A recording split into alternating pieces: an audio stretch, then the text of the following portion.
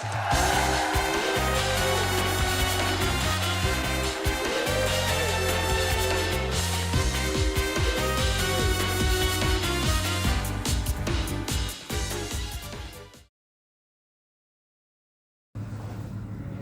Justisia ruat kelum, tegakkan keadilan sekalipun langit akan runtuh. Namun, apa artinya menegakkan keadilan bila sistemnya sendiri rapuh dan terus melahirkan ketidakadilan baru? Assalamualaikum warahmatullahi wabarakatuh. Salam Om Swastiastu, Namo Buddhaya, salam kebajikan. Perkenalkan, saya Nur Alfi selaku pembicara pertama Tim Pro, bersama rekan saya Dia Oriental selaku pembicara kedua, dan Wildan Albani selaku pembicara ketiga. Dewan Juri yang terhormat, jika diibaratkan korupsi sebagai penyakit, maka penindakan adalah operasi setelah organnya rusak.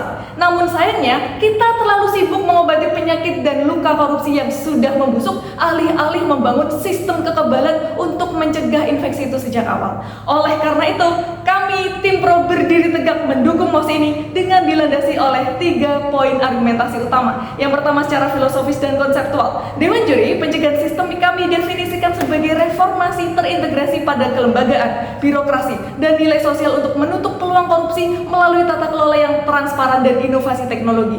Sementara penindakan hukum bersifat represif setelah korupsi terjadi. Maka Dewan Juri, mengapa kami memandang pencegahan sistemik sebagai wujud dari critical thinking yang melihat dari akar masalah dan bukan dari gejalanya? Karena urgensi mosi ini lahir dari track record kelam di mana penindakan hukum saja terbukti gagal menjadi pilar keadilan sosial. Kemudian argumentasi yang kedua dari sudut pandang yuridis. Dewan Juri, pertama, secara konstitusional pembukaan UUD RI 1945 menegaskan cita-cita keadilan sosial. Kemudian UU nomor 19 tahun 2019 tentang KPK telah menegaskan fungsi koordinasi dan pencegahan sebagai bagian integral dari pemberantasan korupsi. Namun praktiknya, fungsi ini tersisih oleh budaya hunting corruption alih-alih membangun sistem yang anti korupsi. Pun dari dimensi sosiokultur, budaya gratifikasi dan nepotisme hanya bisa diubah lewat pendidikan moral publik dan sistem yang mampu menghambat penyalahgunaan kewenangan. Karena hukuman tidak mengubah nilai, sedangkan pendidikan dan sistem yang baik yang menumbuhkan integritas. Maka dari itu Dewan Juri, mencegah korupsi adalah bentuk rasa keadilan yang proaktif guna mewujudkan efektivitas jangka panjang, keberlanjutan kebijakan publik, dan keadilan sosial sebagaimana diamanatkan dalam pembukaan UUD RI 1945 dan nilai-nilai Pancasila, khususnya sila kelima. Lalu argumentasi yang ketiga, apabila kita memandang realitasnya, selama 2 dekade terakhir, Indonesia telah menyaksikan lebih dari 1.700 kasus korupsi yang ditangani KPK. Namun skor indeks persepsi korupsi Indonesia masih stagnan di angka 37 dari 100 selama 10 tahun terakhir, di mana skor ini masih jauh tertinggal dibanding negara tetangga seperti Singapura yang berada di angka 84. Artinya Dewan Juri, penindakan secara masif tidak otomatis membangun kepercayaan publik atau menurunkan angka tindak pidana korupsi secara sistemik, dan justru tidak efisien secara fiskal akibat biaya penindakan hukum yang terus meningkat dan mahal.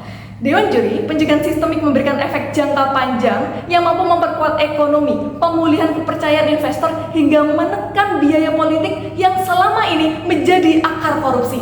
Karena bangsa yang sibuk menindak tidak akan pernah sempat membangun, sedangkan bangsa yang mampu mencegah sesungguhnya sedang menciptakan masa depan.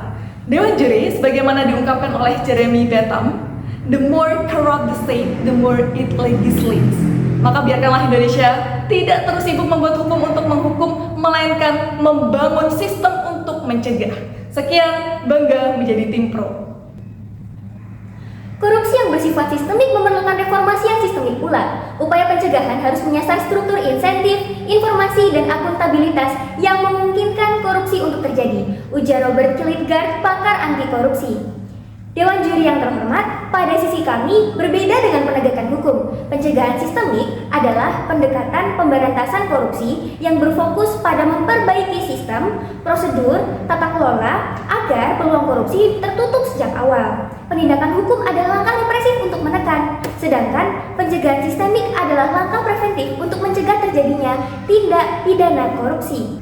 Kami akan membawa dewan juri yang terhormat kalian mengapa pemberantasan korupsi di Indonesia seharusnya lebih difokuskan pada pencegahan sistemik daripada penindakan hukum melalui susunan sistematika berupa yang pertama, akar masalah korupsi, yang kedua, skala jangka pemberantasan, yang ketiga, kerugian terhadap negara, yang keempat, kontribusi teknologi, yang kelima, kepercayaan publik, dan yang keenam, kancah internasional. Yang pertama, akar masalah korupsi. Tindak pidana korupsi disebabkan oleh aktor nakal yang memanfaatkan kelemahan struktural institusi seperti mekanisme kontrol lemah, diskresi pejabat, serta birokrasi atau prosedur yang memungkinkan penyalahgunaan wewenang.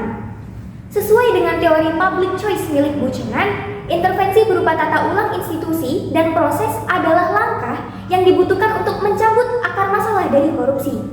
Kemudian yang kedua, skala jangka pemberantasan. Sebagaimana akar masalah dari korupsi, reformasi sistemik seperti tata kelola yang transparan, proses perizinan yang disusun ulang, mekanisme audit yang lebih ketat, dan pengawasan yang lebih kuat adalah langkah yang tepat karena menjadikan korupsi berisiko tinggi dan tidak menguntungkan bagi aktornya, sebagaimana disampaikan oleh Sekretaris Kabinet Republik Indonesia.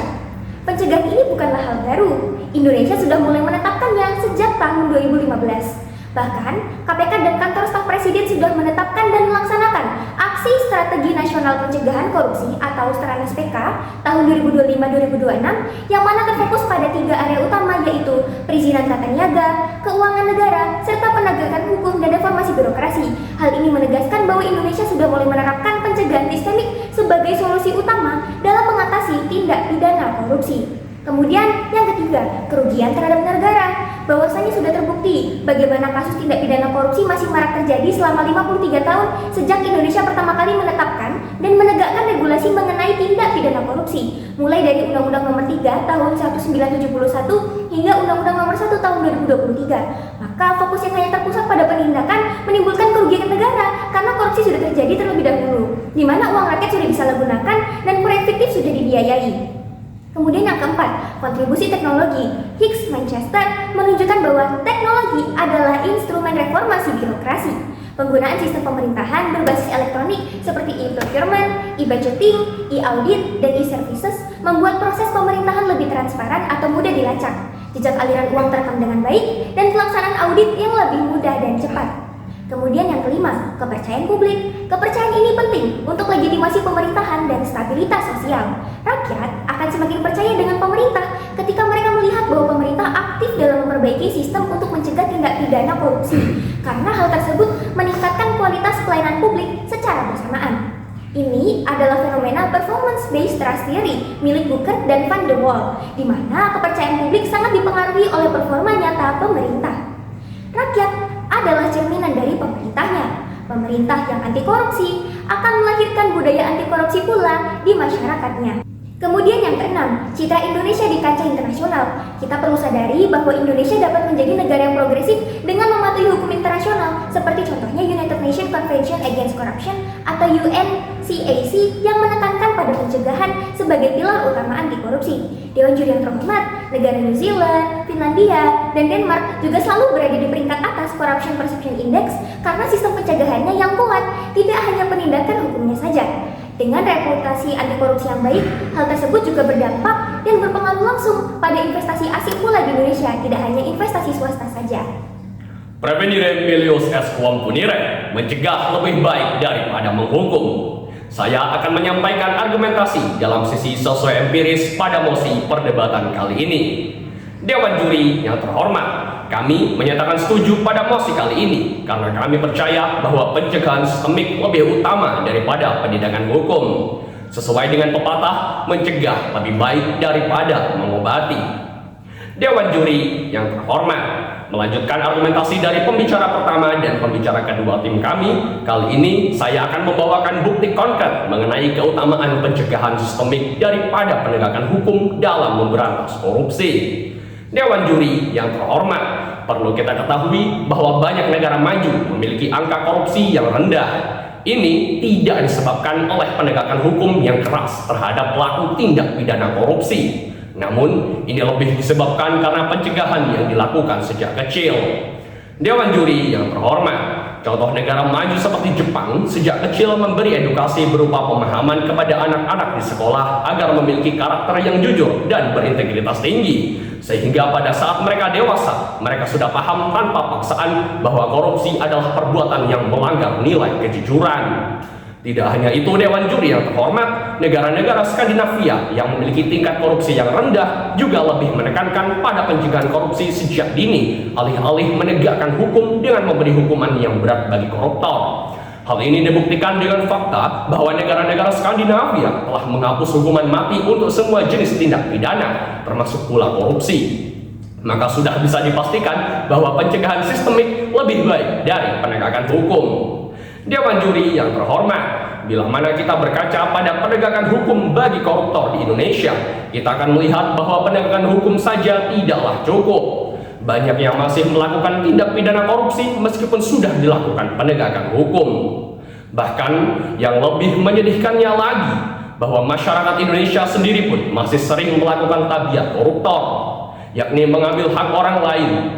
Fakta empirik yang menjadi contoh adalah ketika truk yang membuat durian terbalik di Lampung, warga dengan kejamnya menjarah truk durian yang terguling tersebut. Dewan Juri yang terhormat patut disadari bahwa tindakan amoral tersebut disebabkan akibat ketiadaan kurikulum yang menekankan kejujuran alih-alih nilai akademik saja. Oleh karenanya, kami akan menawarkan proposal mekanisme solusi berupa pendidikan anti korupsi, di mana negara dapat berperan melalui kurikulum pendidikan anti korupsi yang diterima masyarakat sedari usia dini guna membangun etika publik, budaya integritas, dan budaya anti korupsi yang berorientasi kepada moral. Pengaplikasian mekanisme ini dapat didukung secara kolaboratif oleh beberapa aktor, yaitu influencer besar seperti orang tua atau wali, keluarga terdekat, dan juga guru sekolah.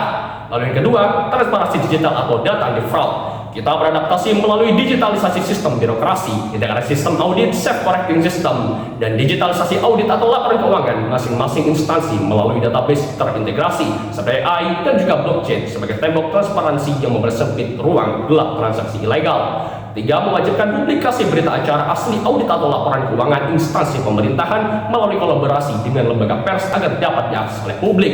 Hal tersebut melahirkan sanksi sosial berupa hilangnya kepercayaan publik terhadap instansi dan mendorong jauh kesempatan investasi oleh pihak investor swasta karena kehilangan kredibilitas atau kepercayaan.